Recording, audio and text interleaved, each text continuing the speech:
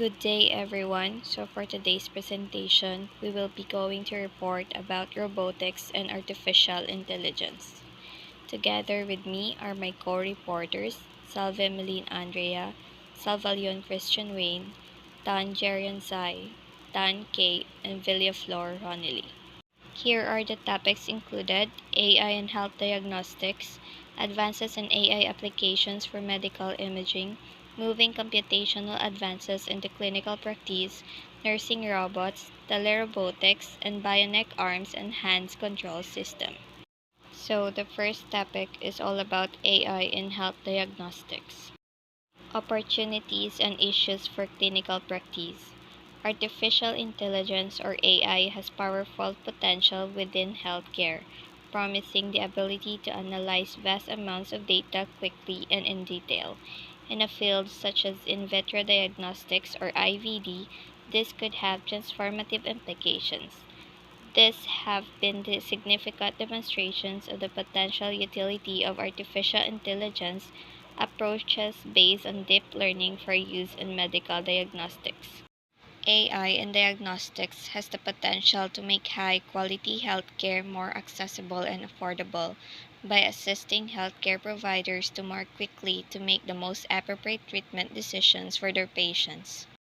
AI could potentially transform the back office by performing otherwise tedious and the time-consuming administrative tasks, enabling staff to focus on those that add value while decreasing inefficiencies and improving the use of resources. How artificial intelligence is revolutionizing diagnostic and care pathways. First, AI in diagnostics to enhance efficiency and accuracy of clinical decisions.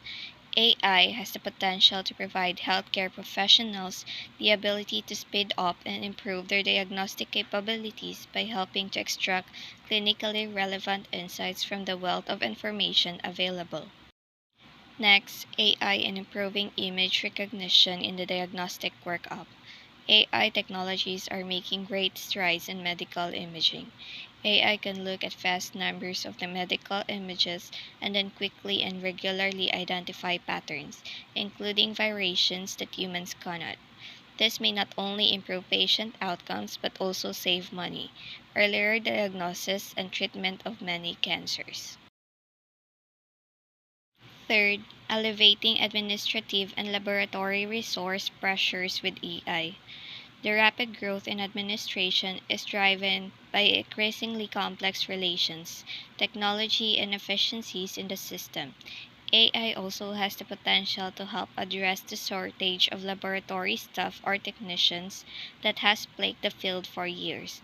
AI could help bring significant improvements to the workflow and operation, saving time, labor, and cost. Lastly, the future success of AI in diagnostics relies on trust.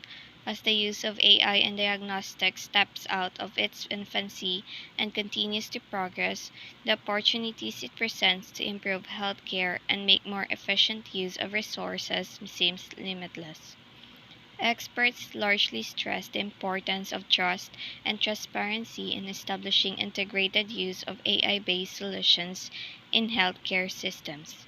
What is also clear is that developing such tools will require collaboration across many disciplines, with the patient at the center and the end user as an integral part of the design. In conclusion, to be successful, the use of AI or artificial intelligence in diagnostics needs to be guided. Machines are very good at specific but limited tasks, narrow and deep. Humans will need to play a critical role in defining the intended use of any AI-based tool, as well as its design and implementations. The next topic is telerobotics. So, what is telerobotics? Also called teleoperations, derived from the Greek word tele that means distant, which implies the relationship between the user and the environment. Robotics is a branch of engineering which focuses on the designs, layouts, by using an operator which enables them to control movements.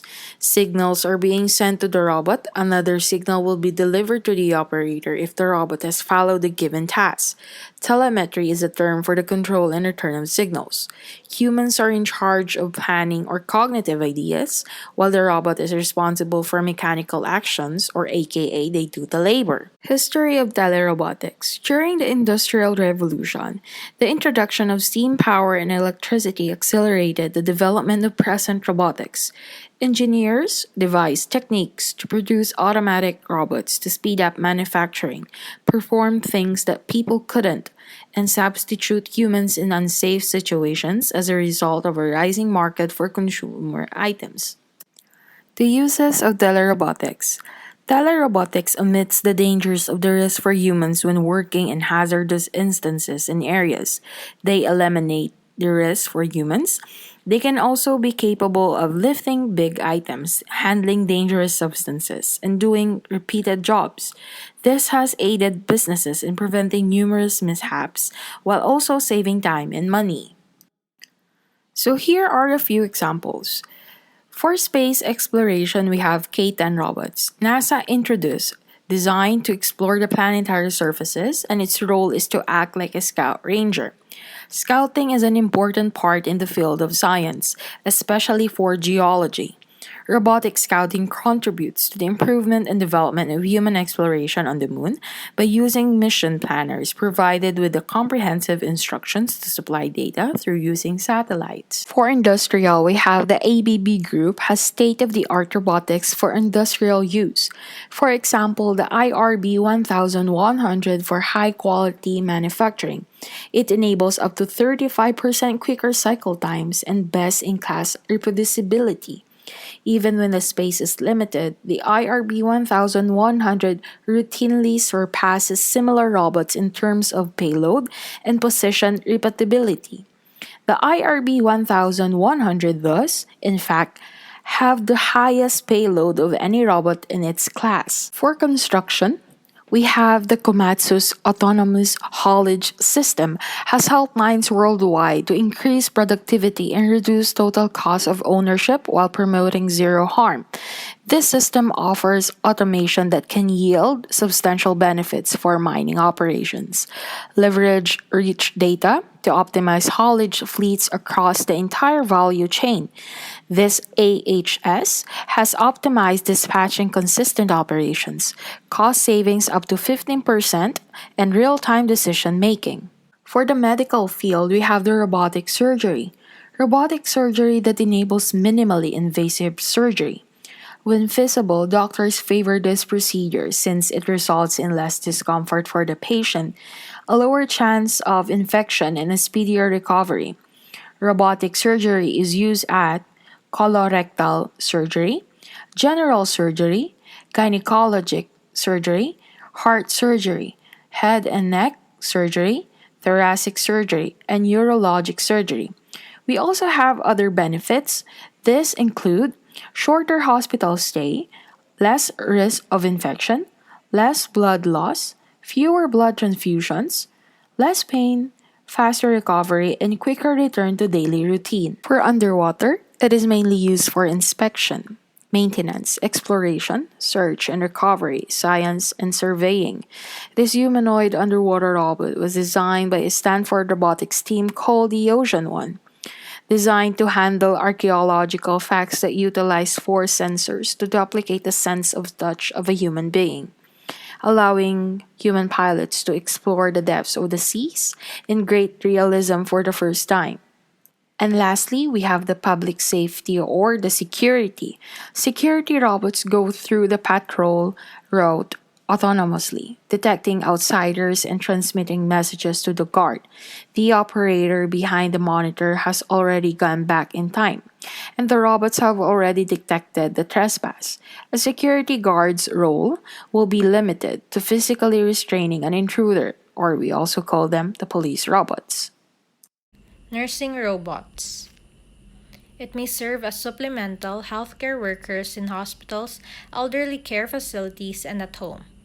They can perform logistics and laborious physical tasks, combat loneliness and inactivity in the elderly population, or assign routine tasks such as measuring patients' vital signs. Remote-controlled telerobots can handle interactive caretaker duties and serve as interfaces for doctors and/or nurses to communicate with patients and/or the elderly over distance. The role for nursing robots exists both in hospitals and elderly care facilities. Robots may effectively relieve burden from nurses, allowing them to concentrate on tasks pertinent to their primary duties. Robotic machines have already been considered to support processes including distribution of food trays, medicines, and laboratory specimens throughout a hospital. Robots may also automate logistic tasks relevant to medical equipment and supply storage.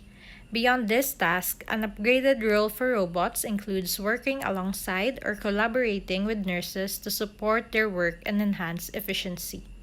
Robot nurses can help reduce occupational exposure of human nurses to hazardous infections or chemicals. Following special training, nurses may undertake the role of coordinating and overseeing the duties of a robotic fleet within a hospital, thus creating a new professional specialization. Specially designed robotic systems that help with patient transfers, ambulation, and lifting may significantly reduce physical stress on nurses.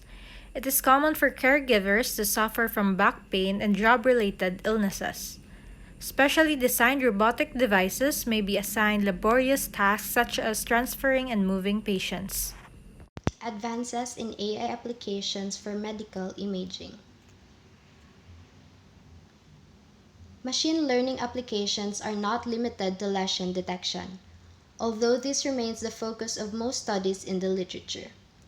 AI has many possible applications in other aspects of medical imaging, such as image acquisition, segmentation, and interpretation other than detection. Automated segmentation of medical images is an interesting application of machine learning. While manual segmentation is still considered the gold standard, it has shown limitations in inter- and intra-reader reproducibility. Various studies have shown the potential of AI in this post-processing task, possibly with higher accuracy and reproducibility. One example is tied to the segmentation of the heart's left ventricle on 4D MRI exams that allows for a faster, automated assessment of cardiac function. In this setting, various commercial products derived from machine learning are already available for clinical practice. Deep learning has been employed for unsupervised segmentation of breast tissue on mammographic exams, useful for reproducible scoring of breast composition. As required by current imaging guidelines, a third interesting field to which AI has been applied for segmentation is musculoskeletal imaging, aiming to surpass previously used methods based on models and atlases. Probably the field where most advances have been made is neuroradiology. Deep learning networks have been shown great usefulness in automated segmentation of not only normal brain tissue and structures, but also lesions. Finally, interesting results have been shown on automated segmentation of whole body scans, such as CT exams performed for staging purposes. The development of automated segmentation technologies provides the basis for further expansion of clinical applicability of machine learning as it contributes to solving one of its main limiting factors: time-consuming post-processing of exams. Examples in which applications of deep learning have been demonstrated based on medical imaging, specifically diabetic retinopathy and dermatology. So first, detection of diabetic retinopathy in retinal fundus images. Recently, a transformational advance in automated retinal image analysis using deep learning algorithms has been demonstrated. The algorithm was trained against a data set of over 100,000 images which were recorded with one field or macula centered. Each image in the training set was evaluated by 3 to 7 ophthalmologists, thus allowing training with significantly reduced image analysis variability. The results from tests on two validation sets, also involving only one image per eye or fovea centered, are striking. These results compare favorably with manual assessments even where those are based on images from multiple fields as noted above. They also are significant advance over previous automated assessments which consistently suffered from significantly lower sensitivities. Dermatological classification of skin cancer. A recent demonstration of automated skin cancer evaluation using a convolutional neural network or CNN algorithm yielded striking results. The authors drew on a training set of over 125,000 dermatologist labeled images from 18 different online repositories. 2,000 of the images were also labeled based on biopsies. The algorithm was trained on all the dermatologist labeled images using 757 disease classes and over 2,000 diseases. In testing the algorithm performed similarly to dermatologists in classifying at the first level, or three categories: benign, malignant, and non-neoplastic, with 72.1% accuracy versus 66.0 and 65.56% for two dermatologists. In classifying for the second level, nine disease classes, the respective accuracies were 54.4% for the algorithm versus 53.3 and 55.0% for two dermatologists. The performance levels of the algorithm are almost certainly limited by levels of sensitivity and accuracy for the labeling of images in the training sets. So next is moving computational advances into clinical practice. So computational methods are recognized as a special type of tool in medical practice and where they impact clinical practice and are subject to different forms of regulation. AI-based tools represent a new set of opportunities. This illustrates the rigorous process of review and development needed to validate new techniques for clinical practice. It also illustrates how important the demonstration of the benefit of new approach is to its eventual uptake as a clinical tool. So, points for developing clinical application. So, first, the technology should address a significant identified clinical need. The technology must perform at least as well as the existing standard approach. Substantial clinical testing is needed to verify the performance of the new technology under the wide range of clinical situation in which it may be used. And last, the new technology should provide improvements in patient outcomes, patient quality of life, practicality in use, and reduce medical system costs.